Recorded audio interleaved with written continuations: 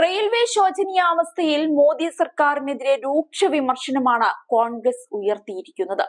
മാസങ്ങളായി ഇന്ത്യൻ റെയിൽവേയുടെ ശോചനീയാവസ്ഥയെക്കുറിച്ച് കോൺഗ്രസ് ഉന്നയിക്കുകയാണ്. 10 വർഷത്തെ മോദിയുടെ അന്യായ ഭരണത്തിൽ മുംബൈയിലെ ജനങ്ങളാണ് ഏറ്റവും മോശമായ രീതിയിൽ ബാധിക്കപ്പെട്ടിരിക്കുന്നതെന്ന് താനെ റെയിൽവേ സ്റ്റേഷനിൽ നിന്നുള്ള ദൃശ്യങ്ങൾ പങ്കുവെച്ചുകൊണ്ട് കോൺഗ്രസ് നേതാവ് ജയറാം രമേശ് ആരോപിച്ചു. താനെ സ്റ്റേഷനിൽ ആളുകൾ തിക്കും തിരക്കും കൂട്ടി ട്രെയിനിലേക്ക് കയറുന്നതാണ് ദൃശ്യങ്ങളിലുള്ളത്.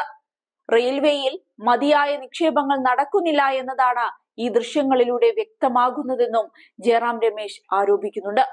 റെയിൽവേക്ക് വേണ്ടി ആധുനികവൽക്കരണ പദ്ധതികളെല്ലാം ഈ സർക്കാരിന്റെ കഴിവില്ലായ്മ കൊണ്ടും അവഗണന കൊണ്ടും സംഭവിച്ചതാണ്.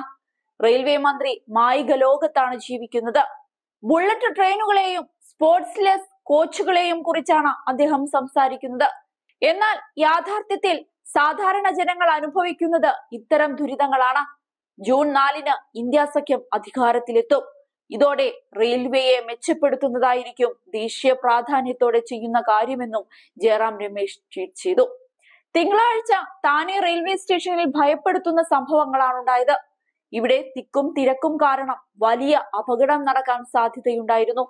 ഇവിടെ ചുഴലിക്കാറ്റ് ഭീഷണിയെ തുടർന്ന് പല ട്രെയിൻ സർവീസുകളും തടസ്സപ്പെട്ടു. മുംബൈ യാത്രക്കാരുടെ ദുരിതങ്ങൾ നിരവധി സോഷ്യൽ മീഡിയയിലൂടെ ഉയർത്തിക്കാണിച്ചിരുന്നു. മുംബൈ ട്രെയിൻ സർവീസുകൾക്കെതിരെ രൂക്ഷ വിമർശനവും ഉയർന്നിരുന്നു. ആളുകൾ തിങ്ങി നിറഞ്ഞ ഒരു കമ്പാർട്ട്മെന്റിലേക്ക് നിരവധി വനിതാ യാത്രക്കാർ ചാടിക്കയറാൻ നോക്കുന്നതാണ് ദൃശ്യങ്ങളിലുള്ളത്. തള്ളിക്കയറാൻ സ്ഥലമില്ലാത്തിടത്തേക്കായിരുന്നു ഇവർ വീണ്ടും തള്ളിക്കയറാൻ നോക്കുന്നത്. നിരവധി പേർ പരസ്പരം തള്ളുന്നതും കമ്പാർട്ട്മെന്റിലേക്ക് കയറാൻ ശ്രമിക്കുന്നതുമായ വീഡിയോ വൈറലായിരുന്നു. താനെയിൽ സിഗ്നൽ പ്രശ്നങ്ങൾ കാരണം എല്ലാ ട്രെയിനുകളും 1 മണിക്കൂർ വൈകിയാണ് ഓടിയതെന്ന് റെയിൽവേ അറിയിച്ചിരുന്നു. നിരവധി സ്റ്റേഷനുകളിലാണ് പ്രശ്നങ്ങൾ ഉണ്ടായത്. ദാദറിലും സമാനമായ സാഹചര്യങ്ങൾ ഉണ്ടായിരുന്നു. കേന്ദ്ര സർക്കാരും മഹാരാഷ്ട്ര സർക്കാരും നിരന്തരം ജനങ്ങളെയും ട്രെയിൻ യാത്രക്കാരെയും അവഗണിക്കുകയാണെന്ന് സോഷ്യൽ മീഡിയയിൽ വിമർശനം ഉയർന്നിട്ടുണ്ട്. ഏതായാലും 400 സീറ്റുകൾ നേടുമെന്ന് നാഴികയ്ക്ക് 40 വട്ടം പറയുന്ന മോദിക്ക് 8ന്റെ പണി തന്നെയാണ് കിട്ടിയിരിക്കുന്നത്.